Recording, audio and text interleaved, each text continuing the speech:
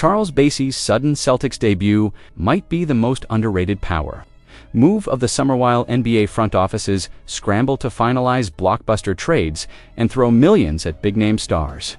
The Boston Celtics may have just pulled off one of the most quietly strategic moves of the offseason, and almost nobody noticed. On Friday night in Las Vegas, Charles Bassey, yes, the same Bassey who barely saw consistent minutes in San Antonio, came off the bench and exploded for 14 points and 11 rebounds in just 18 minutes during Boston's Summer League win over Memphis. But this wasn't just a solid stat line, it was a message. The Celtics didn't just invite Bassey, they activated a contingency plan. This wasn't some routine Summer League cameo. According to league insiders, Boston has been monitoring Bassey since last offseason.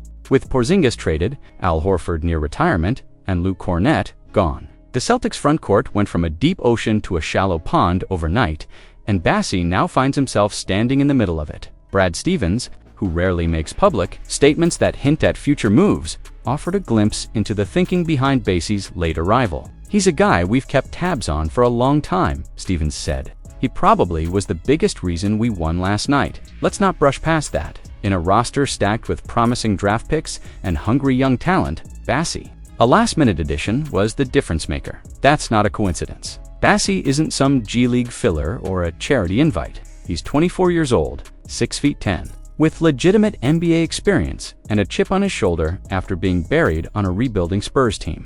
He's no longer playing for just a roster spot. He's playing for redemption, for relevance, and maybe even for a permanent role in Boston's future. And here's the twist. The Celtics currently have no room for him. Their 15-man roster is technically full, but don't let that fool you. Brad Stevens has built a reputation for midsummer shakeups, and with training camp contracts, back-end roster flexibility, and potential trades looming, it wouldn't take much to make room for a player who suddenly looks like he belongs. In the NBA rotation now, if Bassey keeps dominating this week in Vegas, Boston may have to act fast. Because once other teams see what he's doing in a green jersey, the Celtics won't be the only ones calling. This could be one of those under-the moves we look back on in April and say, how did they get this guy for free?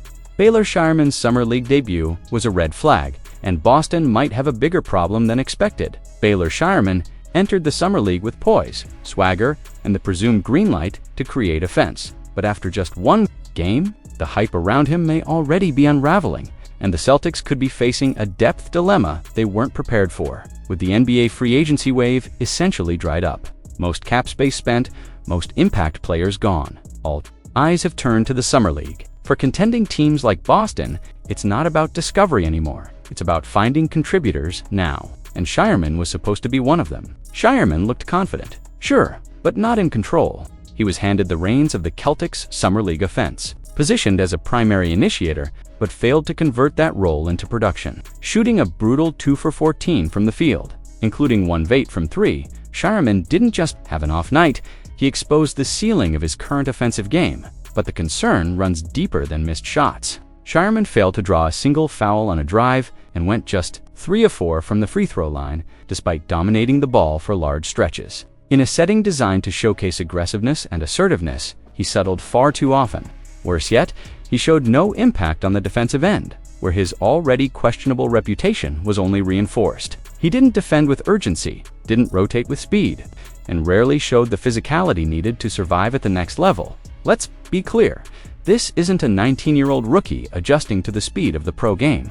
Scheierman is 24 with 5 years of college basketball under his belt. He's not supposed to be finding his footing, he's supposed to be standing out. For a Celtics team that just lost multiple key bench pieces and needs immediate low-cost production, this was supposed to be his moment. Instead, it raised uncomfortable questions. Why didn't his scoring translate? Can a ball-dominant creator with subpar athleticism and no defensive presence really earn minutes in Joe Matt's rotation? Is Scheierman closer to being a training camp cut than a reliable 10th man? The Celtics aren't looking for stars in Summer League. They're looking for competence, floor spacers, smart defenders, guys who can hold a lead for 5 minutes, while the starters rest. But right now, Baylor Scheierman doesn't even look like that.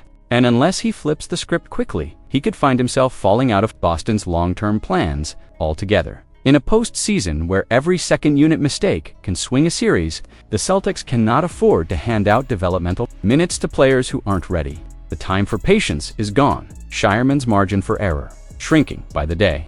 Anfernee Simons might be gone before he even unpacks Celtics, exploring a costly gamble. The ink is barely dry on Anfernee Simons. In green, already feels like a coin flip. Simons, entering the final year of a $27.6 million contract, could be nothing more than a high-priced placeholder in Brad Stevens' ever-evolving chessboard. Let's not sugarcoat this. Boston didn't bring Simons in with long-term intentions.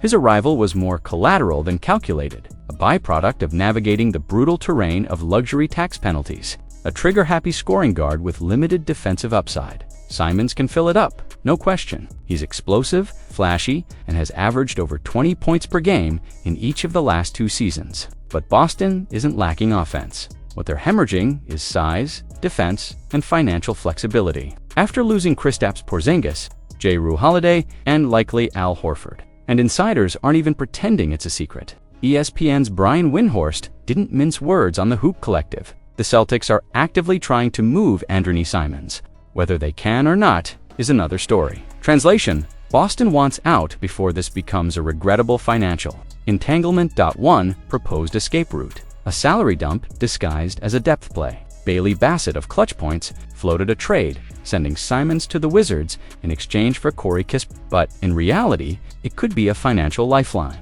Is one of the most efficient spot-up shooters in the league, and Holmes, while not the player he once was, at least fills a hole in the Celtics' thin frontcourt. But don't overlook the subtext. This move isn't about basketball. It's about escaping the shackles of the second apron. If Boston doesn't match outgoing and incoming salaries precisely, this isn't cap flexibility, it's cap survival. Now toss in one more twist: Marcus Smart. According to Jake Weinbach, a reunion between Boston and its former emotional leader is not off the table. Smart, now stuck in a rebuilding mess in Washington, may be the odd man out in a Wizards roster overloaded with guards and devoid of direction. The Wizards are expected to cut ties with veterans soon, and if Smart becomes available, the Celtics could pounce. Would Stevens dare undo one of his boldest moves just a year later? Would Boston bring back the heart and soul defender they traded away in pursuit of star power? It sounds crazy, but in this new CBA landscape, where cohesion and chemistry might outweigh pure talent,